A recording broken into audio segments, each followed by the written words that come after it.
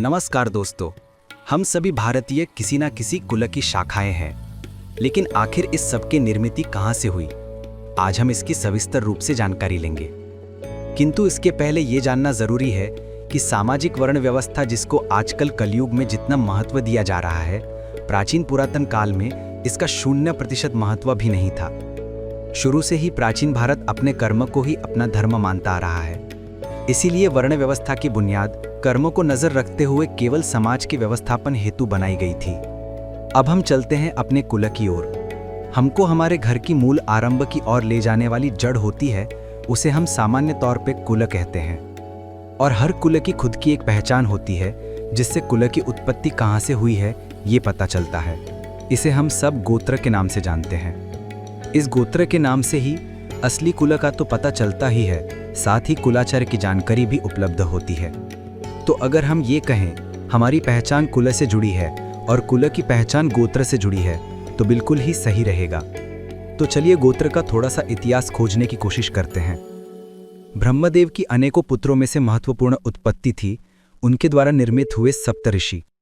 हमारे गोत्र का सीधा संबंध सप्तऋषियों से है।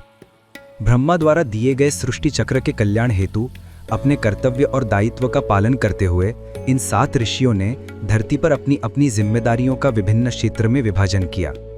सप्तऋषि में कश्यप ऋषि, अत्रि ऋषि, वशिष्ठ ऋषि, विश्वामित्र ऋषि, गौतम ऋषि, जमदग्नि ऋषि और भारद्वाज ऋषि इनका समावेश है। आगे चलकर सृष्टि का जन्म कार्य इन्हीं से शुरू हुआ और इस कारण हरेक ऋषि के नाम से हरेक गोत्र की प्रस्थापना हो गई। जैसे वशिष्ठ ऋषि के वंश में जन्मे हुए लोगों का वशिष्ठ गोत्र, भारद्वाज ऋषि के वंश का भारद्वाज गोत्र, विश्वामित्र ऋषि के वंश का विश्वामित्र गोत्र, इस तरह 7 गोत्रों की निर्मिति हुई। पुराणों के अनुसार उसमें भी कुछ उपगोत्र है। उस समय जो कार्य या कर्म वो ऋषि किया करते थे, वो सारे विचार, स्वभाव, खाने पीने का ढंग, उनकी सीख उनके आगे की पीढ़ी में धरोहर बन के आती गई। हजारों पीढ़ियां बीत गई, किंतु आज भी गोत्र का महत्व बरकरार है, क्योंकि ये हमें हमारी अस्तित्व का एहसास दिलाता है। हम किसी भी पूजा या अनुष्ठान में बैठे तो हमें हमारा गोत्र जरूर पूछा जाता है। ये हमारी पुरखों की पवित्र देन है जो सप्त ऋषियों से शुरू हो चुकी है। तो ये था हमारे गोत्र का सच्चा इतिहास, जो हमें जानना बेहद आवश्यक है। आज के वीडियो में बस इतना ही। जल्द मिलेंगे अगले वीडियो में। तब तक धन्यवाद। हमारा धर्म, हमारी संस्कृति।